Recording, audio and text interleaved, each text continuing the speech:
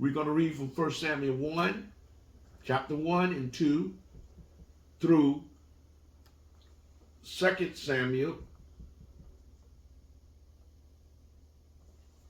Let me give a magnifying here. 2 Samuel, and I believe that's 28. 1 Samuel 1 and 2 through 2 Samuel and 28.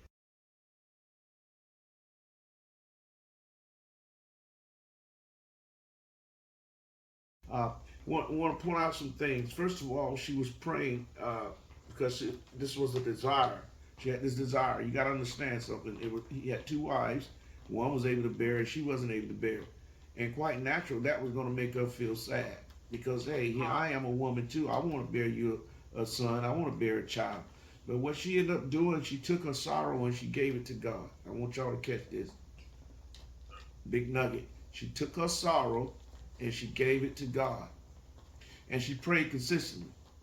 And she was going there so much to, after a while, it caught his attention. And as you read the Bible, he thought she had drank.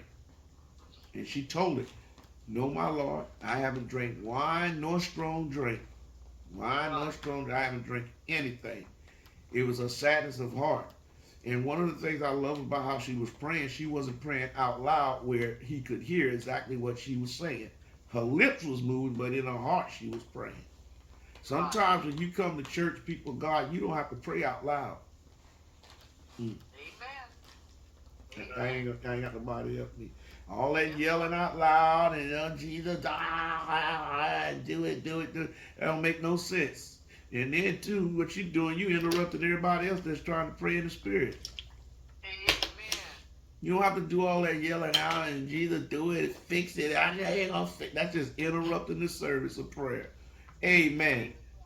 Amen. Jesus said, my Father's house should be called a house of prayer. Meaning that let everything be done decent in order. So, when we're praying and we're on the altar and you do start crying out them last few minutes, but you don't be crying out all out loud, interrupting everybody else that's just playing there from their heart, from their spirit, quietly. But you have to be careful, you that fall asleep. Amen. That you don't fall asleep because of sound. This is one of the reasons why we have Minister Juan play the music. Right. Right. If he's not playing, he's on the altar. Then First Lady, we're gonna direct somebody to play some music. Right. Right kind of music so you can get in prayer. Amen. Amen. Amen. So she was praying. She had a petition.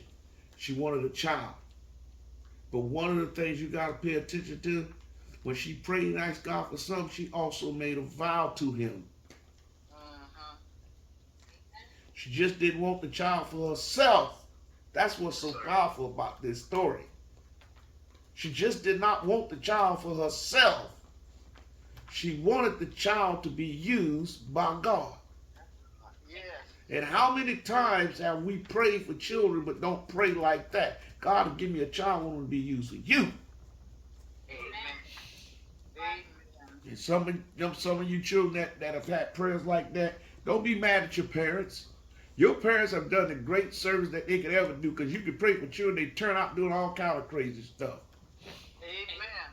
Y'all quiet. Amen. Y'all real quiet. She wanted a son, and she knew that God, if you give me this son, I'm going to give him back to you.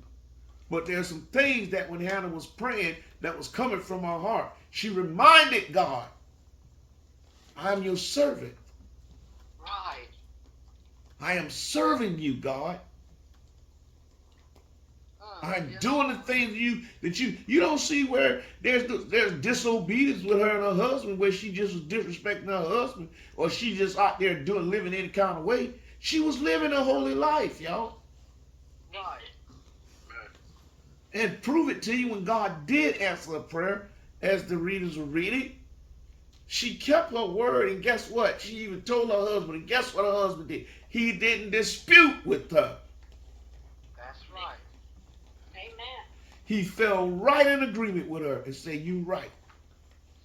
This child does need to go." Now I want y'all to think about this. He had other children. The Bible tells us that because he had 2 wives. But he didn't dispute about this child being taken to the church and turned over to the church.